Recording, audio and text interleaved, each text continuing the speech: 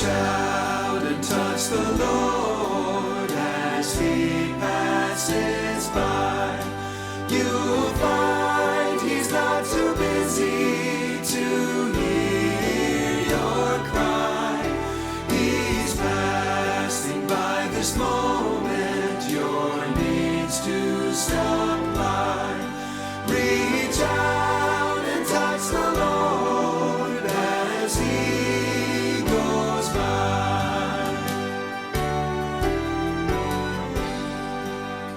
Hi, welcome to Diabetes Management and the Use of Technology. My name is Kelly, Kelly Marie Lynn, and I'm a registered nurse. I'm here today to talk to you about diabetes, prevention, and management.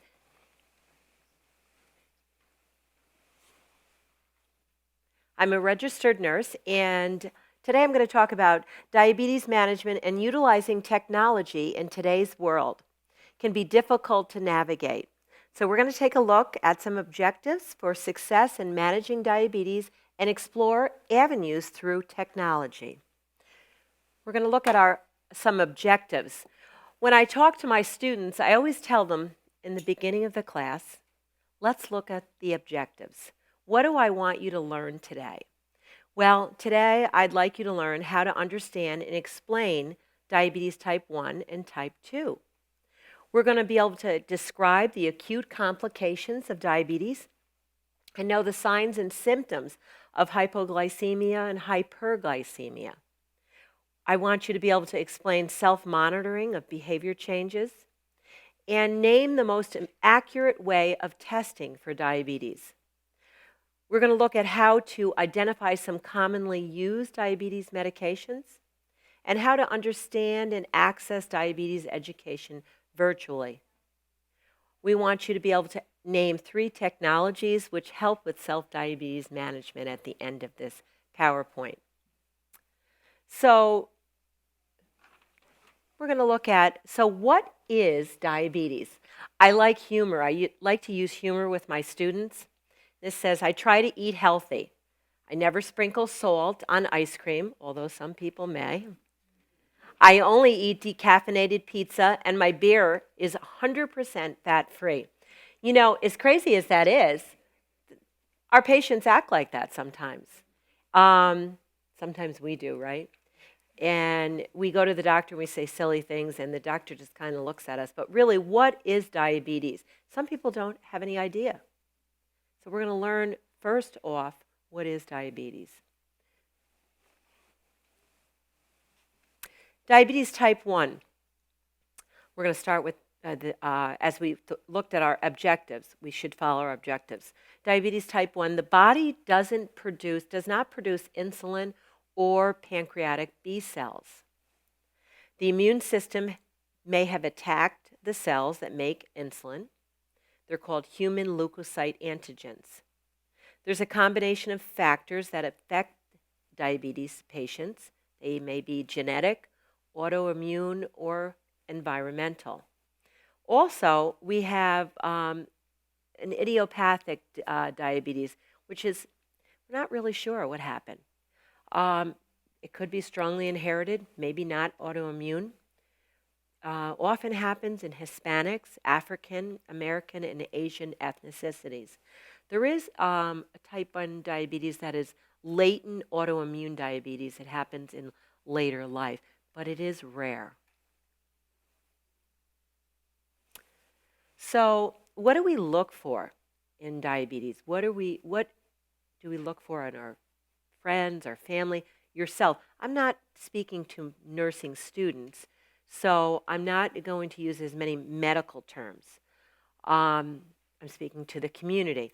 So type 1 diabetes manifestations, it's something we're going to see. We're going to be able to see this in a person. We call these the 3 Ps of diabetes. Polydipsia, it's an increase in thirst. They're very thirsty. Notice the patient's very thirsty. Or your sister, whoever you're worried about. They're frequent urination, the second P, polyuria. And the third P, polyphagia, a rise in appetite. Really want to eat, very hungry. These are classic symptoms. We call them the 3 Ps: polyuria, frequent urination; polydipsia, excessive thirst; polyphagia, excessive hunger. Now, the person may experience, probably more than most, weight loss, weakness, fatigue, and they can become what we call ketoacidosis. At the average time a person is diagnosed with diabetes type 2, they may have had, or type 1, they may have had this for a while, but it's usually a very sudden onset when it finally comes on. You can go to the next. So we talk about acute complications. The reason we're giving this talk is because it's not it's not healthy. There are acute complications, and one could be diabetic ketoacidosis. We call this DKA, or HHS syndrome, hyperglycemia, and hypoglycemia. The hyper, as I tell my students, is it's too high. Hypo, it's too low. These are acute complications from having the disease of diabetes. An easy way to remember: hot and dry, sugar high. You're hot, you're really hot, and you're dry, sugar's high. Cold and clammy, need some candy. Cold and clammy, need some candy. And I know we have some diabetics here, and we also have family members who have diabetics or who have with some serious consequences. I know some people in here have had lifelong diabetic patients. I like this little comic. It says, "It's a syringe and insulin. Too bad. I had hoped that they would cure diabetes by now." Yeah, and so it's not a great disease, right? So, but we're going to talk about managing diabetes. Diabetic ketoacidosis, called DKA. This is one of the complications. It's characterized by high blood glucose over 240. The person will have ketones in their urine. This is a medical emergency. Acidosis, blood pH 7.3 or lower. So the person's going to experience severe dehydration, excessive thirst, urination, sudden loss of weight, GI stomach problems, nausea, vomiting, blood pressure plummets, low blood pressure. Again, these are complications of diabetes. Orthostatic blood pressure, problems standing up, going to pass out, fall down. Tachycardia, real fast heart rate. Lethargic, can't arouse the patient or the person. They're going to have a fruity smell. Their sugar's real high. You're going to smell that real fruitiness. I remember years ago working in psychiatry and working up the psych floors, and many of our patients were diabetics, and you would walk into that room and you would have that sweet, sweet smell we'd smell in the room. We'd have to really get their sugars down. Also, a person with diabetic ketoacidosis, again, it's a medical emergency, they would have abnormal respirations. They're called Kussmaul respiration. They're rapid and deep. So it's real deep. I don't know if anyone's ever seen a child with these, but it's really scary. They're trying to clear the CO2. So managing diabetes is something that has to be done. You're diabetic, you're pre-diabetic, you need to learn about, and of course, we want to prevent coming to something like this. The next known is the HHS syndrome, hyperosmolar hyperglycemia syndrome. It's life-threatening. A lot of people can confuse this with the DK. It occurs with type 2 diabetes, typically in those over 60 years old. So the HHS usually has enough circulating insulin in the body, so ketoacidosis does not occur. Remember, it's a type 2, not type 1. There's fewer symptoms with the DKA. It's your sugar. The patient could become acidotic in over 240. This person, their sugar could be 500-600. Now, very severe. This is very severe also because you have these real high sugars. At the hospital, when we have a patient with real high sugars, we have to let the doctor know. There's a whole protocol because very severe neurological symptoms can occur. Most significant changes are in the blood composition, concentration in the blood, very high sugars. This patient will be difficult to awaken. They could have seizures. It could resemble a stroke. And so serum glucose is vital. It's a medical emergency. So you can see the serious complications and, how serious this can become. Again, we're here because we want to talk about how do we prevent it. If you're in pre-diabetic, what can you change in your life, etc. So the next one is type 2. We're going to go into the type 2 diabetes. We talked about the complications and type 1 diabetes. I know it's a lot of information. Type 2 is non-insulin dependent diabetes, although the person could be have type 2 diabetes and eventually need insulin. All type 2 diabetes patients do not just take are non-insulin. They can become insulin dependent down the road. A chronic multi-system disease characterized by hyperglycemia related to abnormal insulin production, impaired insulin utilization, or both. It is the 7th leading cause of death. So it's chronic. It's multi-system. It affects every system in the body. It is characterized mainly by that high blood glucose in your blood. It's related to abnormal production and impaired utilization. So the car's not working quite like it should anymore. I'm always using cars with patients and health. I had told my husband yesterday, well, the cars are getting older. He knew what I was talking about. It was us. 7th leading cause of death.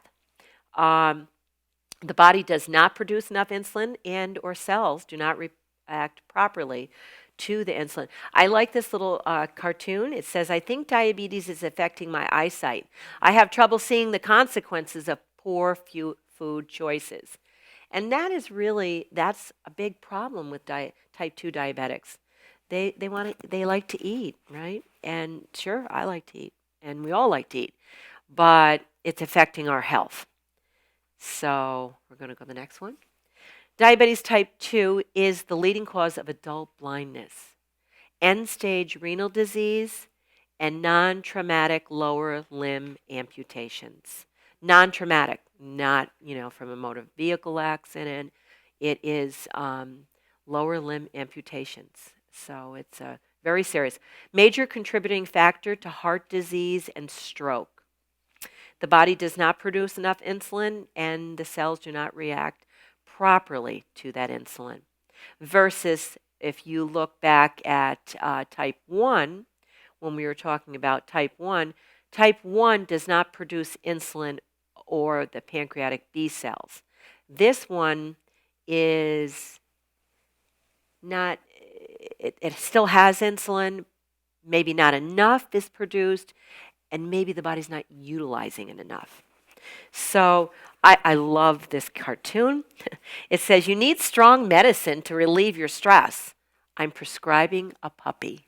So all you out there, you have a lot of stress? I have our puppy friends. There's Mary over there with the puppies. She understands. We use our puppies. Our puppies, they're a blessing to us and us to them. But truly, animals are a blessing because they relieve stress. So I thought, I'm going to put that in there. You have stress, You walk your animal. You exercise. You walk a lot. You can walk with a dog. I have to take the dog out, and it ends up being a blessing to you. Um, so the next one. Oh, you got it. Oh, this is a tough picture. I have so many. I was telling my husband today, I said, I have so many pictures of wounds. I didn't know which one to choose. Type 2 diabetes, complications. So you have a venous ulcer and a stasis.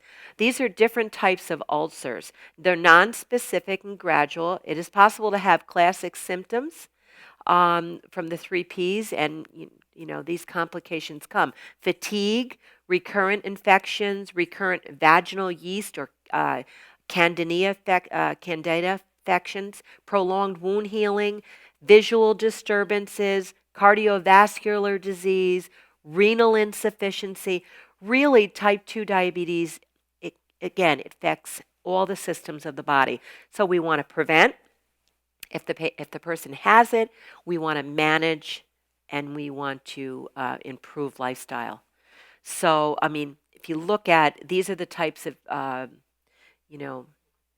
not good healing. The healing properties, they're just not there. Prolonged wound healing. My granddaughter the other day had the cat scratched her on the neck, on the side of the face. So I, did everything and put a little bacitracin on it, and it was quite a scratch. She gets up next morning, it's almost gone. I laughed. I said, "Oh my goodness, that is amazing." You know what it is? She's young. She's young and healthy. Of someone, and she really was scratched. It's the freshest cat I had. This one goes, and she just went, shh, shh. Yeah. So I use that as an example. This is a really young child. She's healthy. She had two great somebody diabetic had gotten scratched like that, we'd be concerned, right? We're really going to have to make sure we take care of that. So, and it's already gone. So you have prolonged wound healing, visual disturbances, renal insufficiency affects the kidneys really bad. Tired, the person's tired a lot of recurrent infections. So we want to bring that blood level down. We want to bring that glucose down so we can improve their healing, so they have more energy. We don't want to have any more damage to their eyes. So we're going to go on to the next slide. So again, the complications from diabetes is high blood sugar, right? It's called hyperglycemia, which is high blood glucose, increased urination, increased appetite. So they have an appetite. It's kind of goes around a circle. You don't want to eat too much, but yet they want to eat more because they're sugar, and it causes them to want to eat more. Increased thirst. Low blood pressure could happen, fast heart rate, nausea, vomiting, extreme fatigue, lethargic. Again, we use that acronym: hot and dry, sugar high, need insulin, cold and clammy, need some candy. So that's what the blood sugar can do. So we're looking at causes of hyperglycemia. The patient or the person could have a great, be monitoring their sugar well, doing well, and then they become sick. That's going to put their sugar higher. So if you're diabetic and, you get COVID, right? You have some kind of virus or infection. Can you see how it's going to affect it? It's going to cause your sugar to go up. You see the comorbidities even with COVID, with the virus. The patient, it has the disease of diabetes. Now they in contact and they catch a virus, maybe COVID. Their sugar goes up and their healing properties go down. So it gives the virus, the COVID virus, a chance to get stronger. So you're really at a higher risk for not to do well. Causes of hyperglycemia: illness, infection. It's going to cause that sugar to go up, and your infection is going to have. It's just going to be harder to get over that virus or that infection. Corticosteroids. So a person, has asthma attack or whatever. They have a problem, or they need steroids for maybe a virus or something. They go and there's the problem again, somewhat with COVID. They put you on steroids, right? And you need the steroids or whatever the bacterial infection is or whatever's going on. The doctor gives you the steroids, but it's going to cause your sugar to go up even more because corticosteroids elevate sugar. Now you're already a diabetic. So you're finding you have all these added problems onto it. Too much food, obviously, overeating. Too little or no diabetes meds, non-compliant, stop taking the meds, right? Inactivity.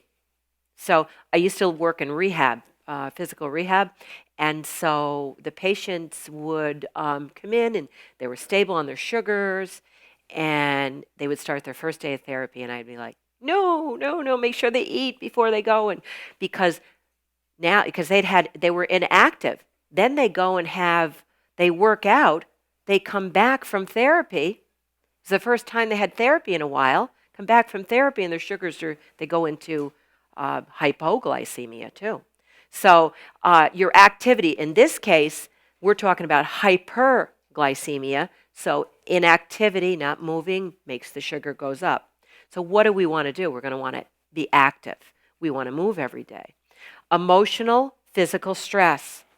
You're upset. You have an argument with someone. You're under a lot of stress. It's going to cause your sugars to go up. Someone dies in the family. You have something that's upsetting you. It's going to cause your sugars to go up. It's going to put you at higher risk. We always ask, what are the risk factors? What's going on in the person's life? All of those things are causes of hyperglycemia. Not the diabetes itself, but it will throw your sugars off. So you have to be really savvy and get a lot of education, on this. Poor absorption of insulin, of course. And now we're going to talk about low blood sugar. I always tell my students hyper high, hypo low, right? Glycemic sugar. Blood glucose less than 65 is considered hypoglycemia. The person will feel cold, clammy skin, headache, hungry, sweaty, shaky. They have that clammy look. You can just see that clammy look. Numbness of fingers, toes, and mouth, hungry, maybe some heart palpitations, sweaty, shaky, irritable, difficulty thinking, dizziness, fatigue, sleepiness, slurred speech, weakness, lack of coordination, and seizures. I have 2 cases that I remember very vividly. I always use I use all the bad cases with my students. I never remember the good ones. Years ago, before I was a nurse, I remember my old pastor, he had a good friend that he used to work out with in the morning. And one morning he didn't show up at the church. And so they were all looking for him. And by 4 o'clock that afternoon, he was on the news. He had driven into the Hudson River. His sugar was 20-something. I don't know when they found him. I don't even know how they knew that number. That's what I heard. Anyways, that was what happened. He had given himself too much insulin, and he dropped. So too much insulin.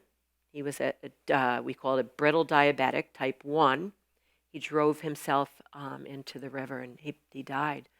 The other story I remember very vividly, and I was instrumental in actually helping this person, was I was working somewhere, and I remember they were rushing me to go into a meeting. And I had a little attitude, and I said, I'm not going in yet. I just saw that lady, and I have to go look at her again. They said, she's fine. And it was a PCA and someone else, another nurse. And I said, I don't know. She just didn't look right. So I said, I'll be in a minute. And, I'm notoriously late. My husband knows that. So I said, whatever. I'm going to be a few minutes late. And I went down the hall, and I went in, peeked into the room, and she was sitting in her chair, and I looked and I automatically called a rapid response. She had, she was all, tightened up and contracted.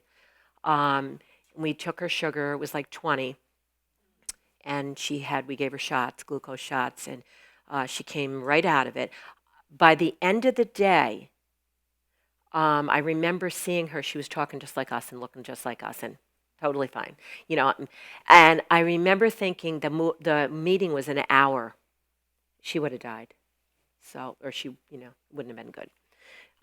So hypoglycemia is a very serious thing, just as much as hyper. One of the doctors I worked with, I remember him telling me, I remember all the little tricks he would tell me, and one was, Kelly, they can live high for a while. I'm not worried, not that he wasn't worried, but he said, they can live high. The long-term consequences will get them. They can't live low here. They will die right away. I never forgot that. So I always made sure when I put the food in front of them, they were going to eat. I made sure people took their first bite of food.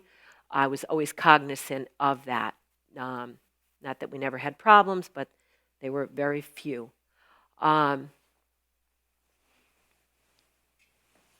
Causes of hypoglycemia, and I just spoke about some of these. I like this picture. Factors that can cause hypoglycemia in people with diabetes, because it's very serious, right? The long-term high, you're going to have those complications. You can end up with neurological defects. You can end up with DKA. You can be in the hospital. It can cardiovascular. Yes, there's complications, but they're long-term, and you'll see them over time. So we have time to change them maybe and manage them. Person sugar drops, there's not much time. All right, this is an immediate thing. So we need to speak and teach people about hypoglycemia. Factors that can cause hypoglycemia: incorrect dosage of medication or insulin. I know it's not around here, but there's a hospital and system in Amsterdam and in that up there, up north. They only allow 2 nurses to give insulin. You have to have 2 RNs, not even an LPN, in another system. I know the system. And I don't think it's a bad idea. Incorrect dosage of medication or insulin can kill somebody. Exercise more than usual. So they started therapy, the people I know, the patients. They hadn't been moving a lot. They're on the same medication, and all of a sudden their blood glucose drops because now they're exercising. Exercise is good, but you have to know how to maintain that if you're a diabetic and you're taking insulin. More than usual or without eating or with delayed meals can... So someone says, oh yeah, I'm going to eat. They take their insulin, and then they get a phone call and somebody upsets them, or I don't know, maybe they want to watch a TV show. Somebody comes to the door and they eat 2 pieces. Now they just gave themselves all that insulin. They forget. Guess what can happen? Right? And that is a big problem. What if there's no one there? All right? So too little food, delayed, omitted, inadequate intake. Not taking medication or insulin regularly, delaying or skipping the meals, and lack of carbs. Too much diabetes medication, too much exercise, diabetes meds or food taken at wrong time, loss of weight without change in meds. That's a big problem. That's why we really need to utilize more technology with patients, so you can get a hold of your doctor, talk to him. Even seasonal changes. People eat different as the seasons change. Use of adrenergic blockers, B blockers, interfering with recognition of symptoms like beta blockers. Medication. So we talk about what can we do to change risks. Maybe you are diabetic. Maybe you are a diabetic. Maybe you're not. But there are We call these non-modifiable risks. These are things we cannot change. We can't change. We can't change our family history of diabetes. We can't change our age. We can't change our race or ethnicity. And we can't change a history of gestational diabetes. By the way, I had gestational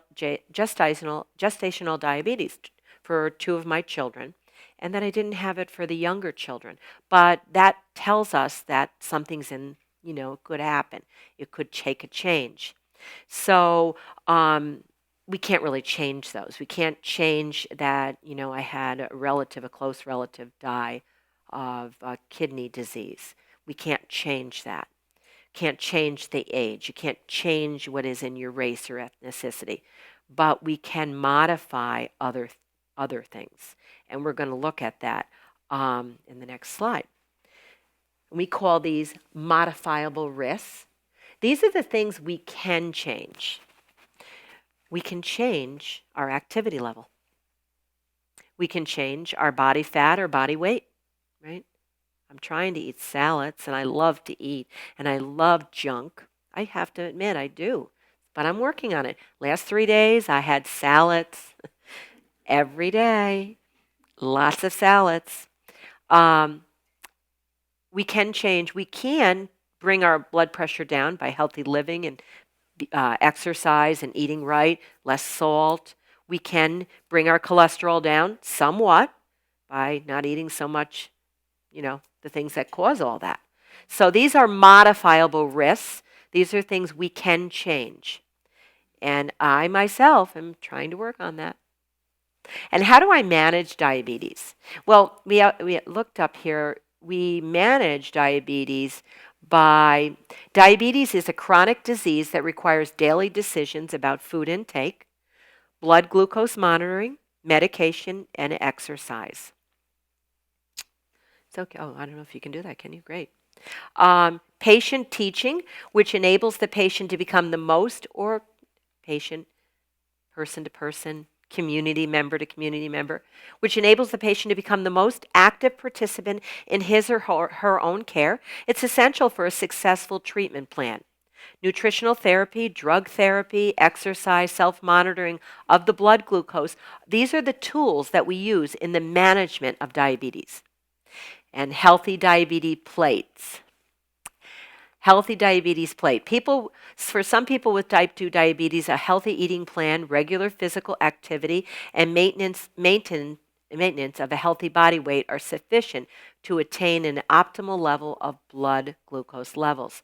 So I've taken a lot of this information from healthypeople.org. And that's it for that. We can go to the next one. So what do? We start with a goal.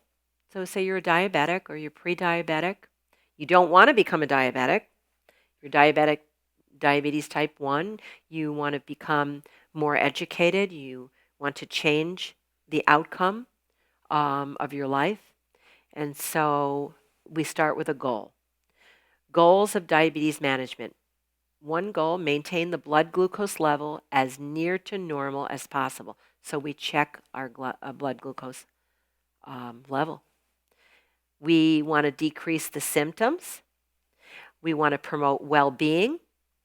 We want to prevent those acute complications that we were talking about. We want to prevent the ulcers and the skin problems, cardiac problems.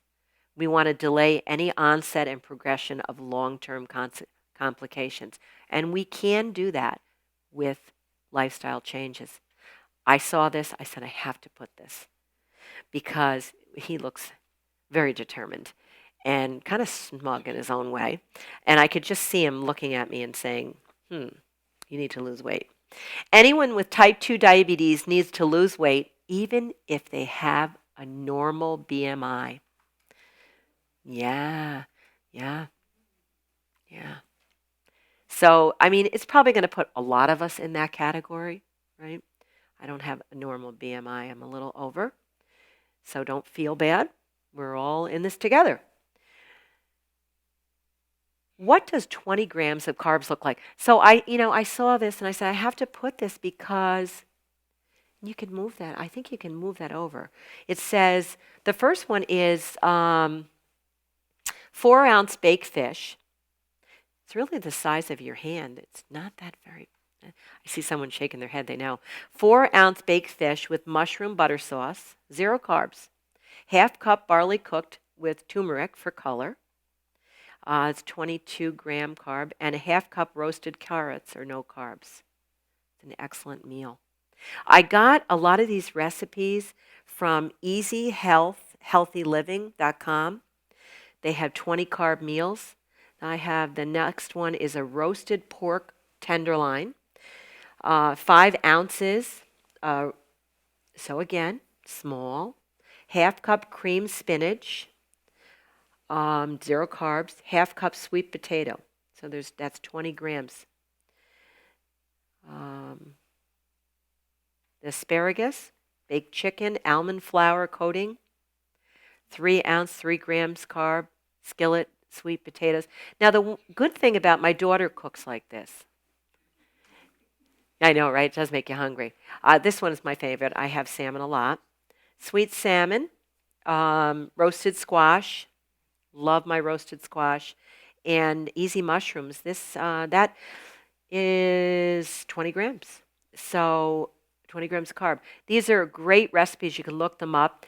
I will tell you, they get fun. I have a child, who's not a child anymore, my youngest, who has she has an autoimmune problem. So it's not diabetes, but she eats like this. And it's so fun to eat with her because all her meals look like this. She has her friends over a lot and they bring things or I'll have stuff and we'll kind of get together and I have to really learn to eat more like she does. So the next one I'm looking at is why monitor blood glucose? Monitor your blood glucose level for too much glucose or too little glucose. And it shows you that's a little monitor and they prick their finger. Sometimes some people have to do this 3 times a day, more, 4 times. Depends. You have to follow the doctor's orders. So self-monitoring of blood glucose. Well, we need to learn how to use the machine and when to test. Everyone is different. So you may meet someone who says, I only test in the morning. Or I test morning and night. Well, someone else says I test morning, noon, night, and or evening dinners, all meals, and before I go to bed, right? But when to test? Before meals, 2 hours after meals, always when a hypoglycemia is suspected. Remember that real low blood sugar. So I can only tell you the times that I would go to the doctor and I'd say something's wrong with my patient. And the first thing he'd say out of his mouth is, did you check the sugar? And I'd say, oh, no, I got to do that. But they're not a diabetic. I don't care. And so I'd run and do that. And, that's the first thing that always comes to you. Did you check their sugar? Before, during, and after exercise, because things could vary, right? So just because you don't take your mother or your grandmother out much and all of a sudden you take her for a walk and you have a great day and and she's going to have that 15 units and she's been exercising, it's going to throw everything off. So it could be before, during, and after exercise. Even if she's not normally, you might want to talk about that with your relative.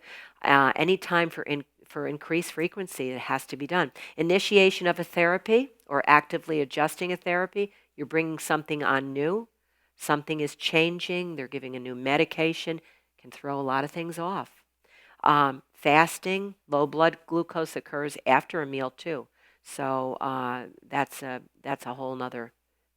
So if they have signs and symptoms, you think, oh no, they just ate. It can't be. It can be. You have to check. Don't be afraid to check. Now we're going to talk about testing. So if you have never had an A1C test or an HbA1c test, this is a blood test that measures sugar levels in the blood to diagnose and manage type 1 and type 2 diabetes. It measures the average blood sugar levels over the span of the last 2 to 3 months by measuring the percentage of hemoglobin proteins that are coated with sugar. It's called glycated. So they can look back and see what has your sugar been for the last 2 to 3 months. A baseline A1C test should be performed for all adults over 45 years old. When screening for diabetes, a normal A1C level is below 5.7. Pre-diabetes is between 5.7 and 6.4. And diabetes is definitely diagnosed at 6.5 and higher. I've seen patients come in, and I kind of was like shocked. I'm like, did the doctor see that? Yeah, they're all aware, Kel, don't worry. It's like 13, 14. I've seen those numbers. Very complicated cases. They've been sick for a long time. Next one. So, types of insulin. Typically type 1, I said this earlier, typically type 1 start on insulin because their pancreas is not producing. But that doesn't mean type 2 diabetics do not eventually have to go on some kind of insulin. There's different types of insulin. They're not all the same. So they have the rapid insulin. You inject it and 10 to 15 minutes before meals. This is your Humalog. It's right up here. It says rapid or Lispro. Typically used with longer acting insulin. Then you have your short acting, which is inject at least 20 to 30 minutes before mealtime. When I worked at the hospital, I made sure, because we didn't know, sometimes those meals would get messed up or someone's meal wouldn't get brought up. I learned. I made sure I saw the tray, and the tray is at their door, and they're ready to have it, and it was theirs.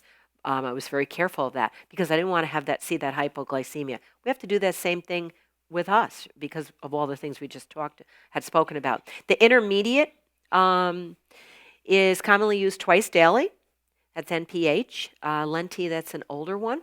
And then long-acting, Lantus, Glargine, Levemir, they cover insulin needs for like 24 hours. Often they're given once a day. And then we have pre-mixed insulins.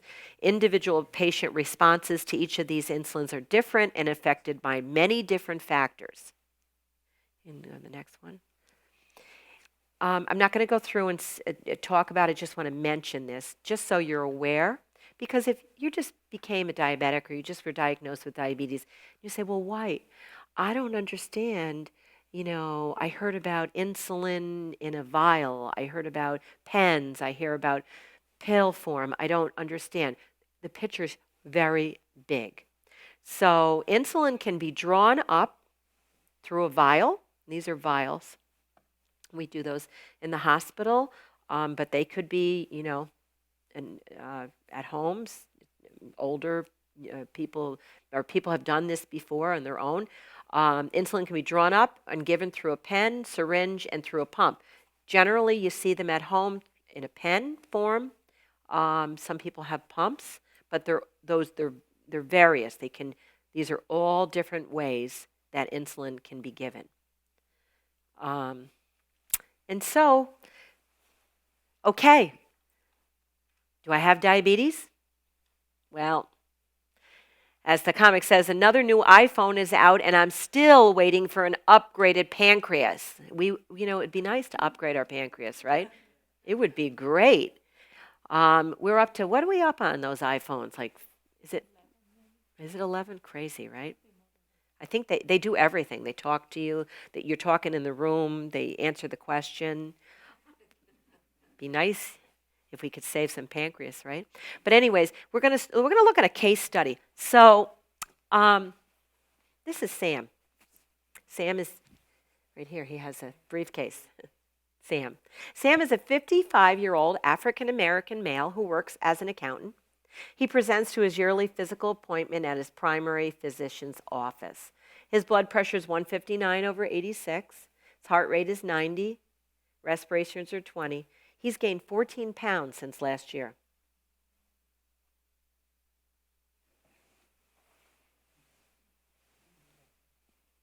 He states he has some numbness in both of his feet. So the doctor says, how are you feeling? I don't know. Good, Yeah. You haven't noticed anything unusual? Yeah, I get this numbness in my feet sometimes. He states he's noticed an increase. I've been thirsty a lot, just tired. Man, urinating a lot at night. It must be getting older. I have to get up every night. The doctor does a full medical exam. He notices that he has somewhat of a scaly-like rash in the inguinal areas and under his axillae. So he's got some things going on. Sam says, I've had this rash for on and off for 2 years. Really? Yeah, it gets worse when the weather's hot. So we look at Sam. There's Kate. He's got some risk factors. What risk factors for diabetes does he have? Does anybody have any idea? Risk factor?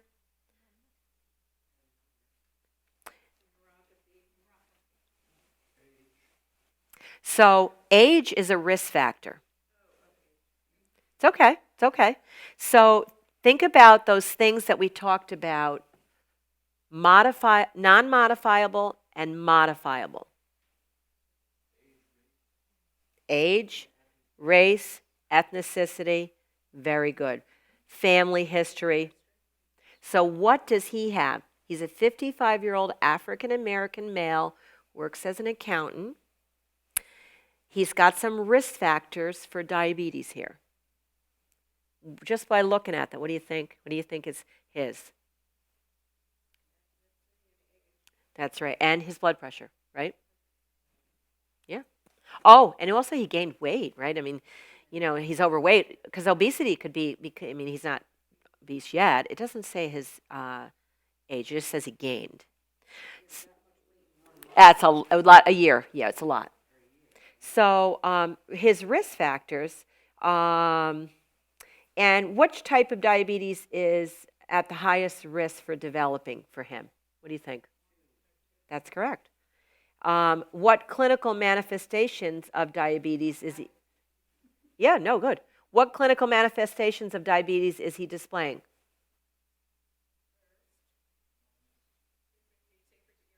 Yes, yes, yes, yes, yes. Excellent. Yes. Clinical would probably be the thirst and the urinating a lot, and the feet, What diagnostic tests for diabetes would you expect the healthcare provider to order? We learned about it. What's it called? You got it. A1C. Excellent. Yes. So he has these tests, and his glucose test comes back at 253. His A1C is 9.1, right? So if we look back at the A1C test, it says diabetes at a level of 6.5 or higher is diagnosed. So he's now, he's 9.1, right? His urine is positive for glucose, negative for protein. His rash is a yeast infection. That happens a lot with diabetics, right? And they've done an HCG, and he's got some heart problems going on. So we have to get him taken care of right away. It's already affected his heart, so he's been sick for a while. Case study, Sam receives a diagnosis of type 2 diabetes. So what treatments do we expect Sam to receive? What do you think the doctor is going to do? This could be any of us. Absolutely. We're going to work on that. What is it? Yes. Yes. So, the next one? That was good that you left it there. You got it. Oh, there are. And they have a hard time. I have a hard time saying them. Case study, goals of diabetes management, just what you said. We want to decrease the symptoms. We want to promote well-being. We want to prevent acute complications. Delay any onset and progression of long-term complications. So we want to delay and prevent. Delay, and I was talking to my professor, and she said, prevent, use the word prevent. Prevent, Delay, prevent delay. That's what we want to do to save lives. So, case study, goals of diabetes management. Sam realizes that he needs to start exercising in order to gain his health back. He asks you what he should be doing. He's got a vision. That's like me. I have a vision until I look in the mirror. I see my daughter, who's an exercise queen. Actually, she teaches people. So she's all muscles. And then I look at me. It's a good look. Well, anyways, it's a good goal. So Sam realizes that he needs to start exercising in order to gain his health back. He asks you what he should be doing. Okay. Yeah, right. Case study, goals of diabetes management. Sam's healthcare provider orders, there you go. One of you said he's going to order a medication. He's going to order metformin, 500 milligrams by mouth, twice a day. And we're going to talk about the mechanism of action and what you would teach, what I'm going to teach him. So he's going to go on he's a first line medication for diabetes type 2. He's going to take it twice a day. Okay? We're going to jump ahead 6 months because patients are at risk, or people are at risk, type 2 diabetics, just because they're doing well, they're taking their meds. We think they are. We think everything's okay. Things can change. They might need a medication adjustment. Maybe they're not compliant. Who knows? Case study, trip to the ER. 6 months later, Sam presents at the emergency department. He's accompanied by his daughter, who states that he recently was treated for a pneumonia. She feels that he hasn't been right since. Remember what happens when you have diabetes. You have diabetes, you get an infection, now it throws everything off. What has just happened? Now the person's more at risk. They're not back to their baseline. So she feels that he hasn't been acting like himself. She notes that Sam has been complaining of fatigue and has been irritable. She cannot confirm whether he's taken his diabetic medications. She is now concerned because she thinks he might have had a stroke because he's not right. What should she be concerned about? Okay, so they admit him. Sam's admitting blood glucose is 832. He is admitted to the ICU for IV hydration and insulin therapy. Sam receives IV therapy, and he does very well. They have to slowly bring down the glucose. After slowly bringing Sam's blood glucose level back to normal, he is able to maintain his blood glucose in normal range with metformin only. He is discharged home, so they do a trial. What they do in the ICU, they bring it down, they go to the med-surg floor, he's okay, and they trial him back on as he's doing well. They send him home. He is discharged home and instructed to follow up with his regular physician in the next 2 weeks.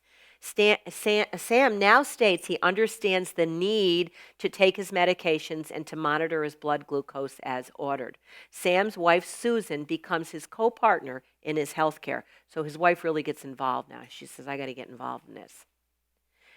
Case study, Sam's health improves over the next year. Sam loses 10 pounds, and he reports all area of his life are improving. His relationships are improving because his blood glucose is better. He's not as irritable. He's not tired. He feels good. He's getting exercise. He's eating right. Sam and Susan take weekly hikes and have grown fond of cooking meals together.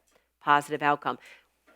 Something about this, I've known people, who've had this in their family, and so one person does well and the other one doesn't have the problem. And when you have a diabetic, you want to make it a family thing because it's not fair to pull out big things of ice cream and eat in front of them. We need to encourage them. And so she, as you can see, she says, they take hikes together, they start cooking meals together, and cooking does bond people. So now the relationships are better, and they're growing together. So I thought this was an excellent outcome. Now, we haven't touched on yet, remember yeah, no, you're good. If we go back to, can we go back to our objectives quickly? And it's all the way to the third slide. If you look back at the objectives, when I tell people when you're learning a new subject, keep going back to your objectives because this will help you to remember, what am I supposed to get out of this? So we've gotten to be able to explain the self-monitoring, name the most accurate way of testing for diabetes, being able to identify some commonly used diabetes medications. That's where we are. So I'm going to go down and I'm going to tell you all about some medications. Mechanism and the mechanism of action. The first line, which Sam, the doctor, prescribed, was metformin. This is a first-line medication, treatment for diabetes type 2. It decreases glucose production in the liver. It increases insulin sensitivity. It improves glucose transport into the cells, and it may cause weight loss, which is nice. So if you are a diabetic and you go on this, you may be able to lose some of that weight, right? Including lifestyle. We have what we call sulfonylureas. These are your glyburide. These are first-line oral hypoglycemic drugs available first and second generation. They act by stimulating the release of insulin from the pancreatic islet cells. They increase the sensitivity of insulin receptors on target cells. The side effects of these meds, some of you may know these, are hypoglycemia. They may require dextrose to return glucose to normal. So these aren't going to be the first drugs they're going to use. The Starlix and the Prandin, these stimulate the release of insulin from the pancreas cells. Again, that's only short action, 2 to 4 hours. These medications are well tolerated. Hypoglycemia is the most common side effects. And then the alpha glucosidase inhibitors, this is like Glycet, Miglitol. They block enzymes in the small intestines. They're called starch blockers. Some of you may be familiar with those. They slow the breakdown and absorption of sugars and starches. Now, the interesting thing about the side effects for these, garlic and ginseng may increase a hyperglycemic action. So if you are taking these meds and you're taking garlic and ginseng with it, it's actually could, like together, like you put garlic and ginseng in it actually will drop your sugar more. So when you're taking one of these meds, some of these meds, read the side effects and know the possibilities, because some of the food can make a difference. Also, side effects with these: diarrhea, cramping, liver function should be monitored, and if they do become hypoglycemic from these drugs, they have to be treated with glucose. So you have to have the glucose shot home, because they actually inhibit the absorption of sucrose, which is table sugar. The other ones are incretin enhancers. Those are Tradjenta, Januvia. They block the inactivation of incretin hormones. What does that mean in lay terms? They increase insulin release. They decrease glucagon secretion. And there are some side effects: pancreatitis, allergic reactions to those meds. The glucagon-like peptide receptors, I know them as Byetta and Trulicity. I know some of you are on those meds. They lower the glucose levels by slowing glucose absorption from the intestine. They increase insulin secretion when blood glucose levels are high. They stimulate insulin secretion and lower glucagon secretion from the liver. They slow stomach emptying. Byetta is given twice daily. Trulicity is only given once a week. The side effects are nausea, vomiting, diarrhea, and nervousness. And I know you're on those, right? Some of those, yes. So now we're going to talk about technology. What technology is best for managing diabetes? Well, you need to have a glucometer. All right. The most important device for someone with diabetes to have is a glucometer. A finger stick will give your blood sugar, will give you the blood sugar level. Your little finger stick, we talked about that 3-4 times a day. Some people are once. Even if you use a continuous glucose monitoring system, you'll still need to occasionally use a meter. And I have up here insulin pens and the pumps. So it's just some pictures for you to look at. Patient monitoring, chronic patient monitoring for diabetes. They have something out now that's called remote patient monitoring for diabetes. A physician can quickly be notified if your blood sugar is level. So they have remote monitoring. The doctor's office, your physician's office, clinic will know about what's going on and someone monitors you. Technology, they have something called Dexcoms, continuous glucose monitoring. It's a system that's equipped with alerts that can warn you of approaching low levels. It does night monitoring. That's a problem. People wake up in the morning with low blood sugar. That does night monitoring. It'll wake you up.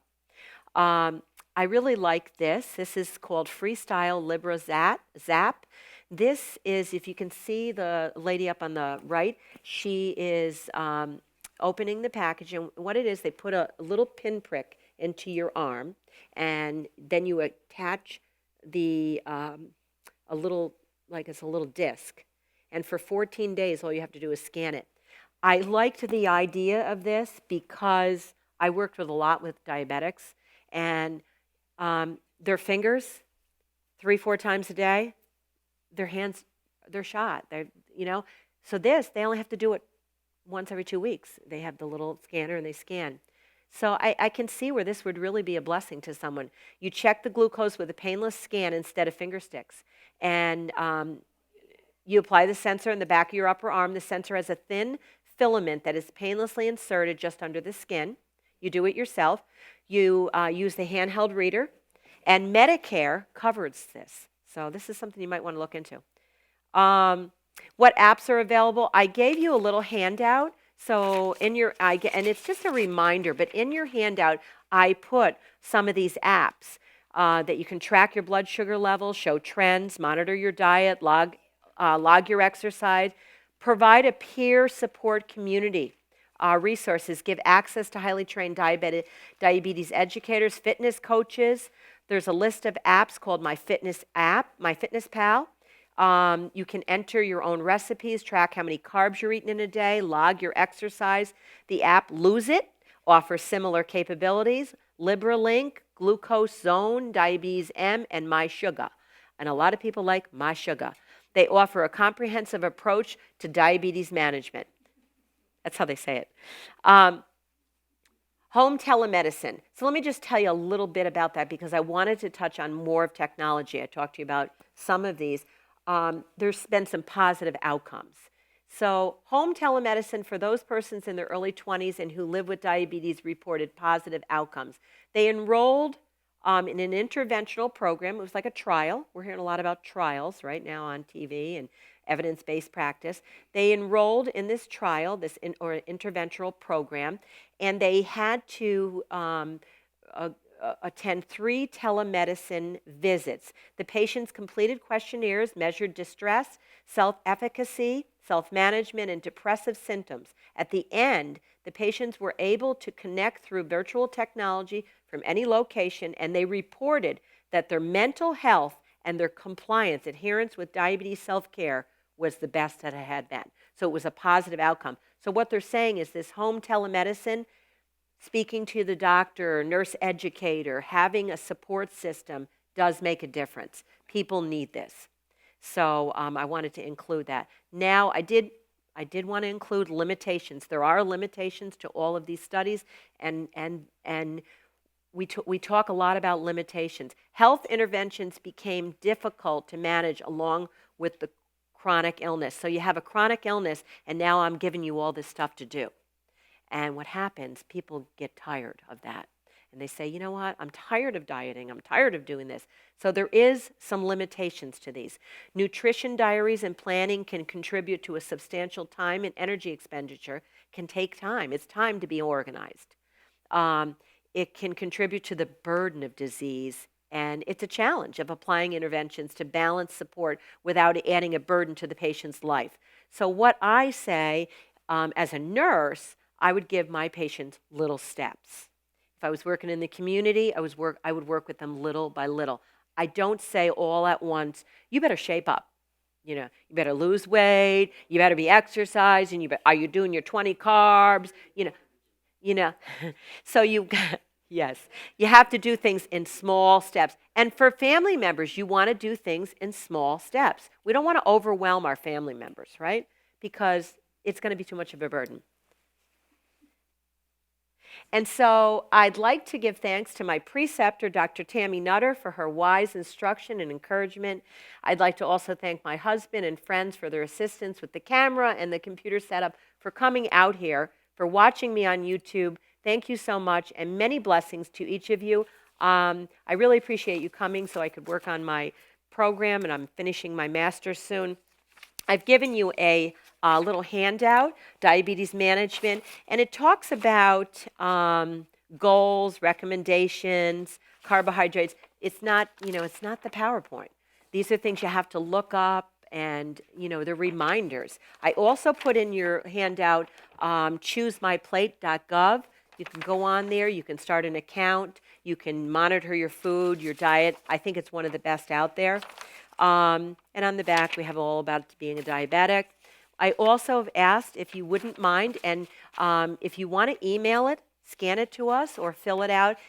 If you're watching by YouTube, if you could email it to us, we've already given you the email address. And for those people who are here, if you could fill one out and leave it in the back as you leave. This is a survey. It says, thank you for attending the lecture, Diabetes Management and Technology. Thank you for answering the following questions. This survey will help us in the future as we reach out to our community. And you don't have to put your name on this. Please be honest. And again, I thank you, thank my Dr. Tammy Nutter, and all those who assisted. Thank you. Thank you for coming.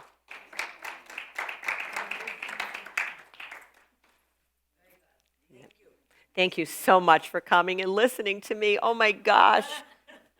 You had to listen to all that. Oh, we were going to take questions, but you know what? We'll take them.